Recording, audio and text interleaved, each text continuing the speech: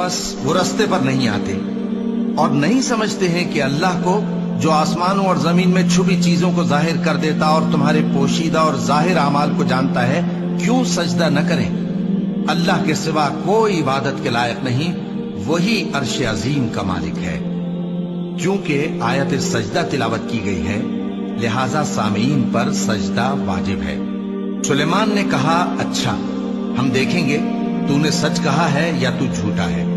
ये मेरा खत ले जा और इसे उनकी तरफ डाल दे, फिर उनके पास से हट जाना और देखना कि वो क्या जवाब देती हैं। मलिका ने कहा कि दरबार वालों, मुझ तक एक नामा गरामी पहुंचाया गया है, वो सुलेमान की तरफ से है और मजमून ये है कि शुरू अल्लाह का नाम लेकर, जो बड़ा मेहरबान निहायत रहम वाला है, बाद इसके ये कि मुझसे सरकशी न करो और मुतीओ फरमाबरदार होकर मेरे पास चले आओ।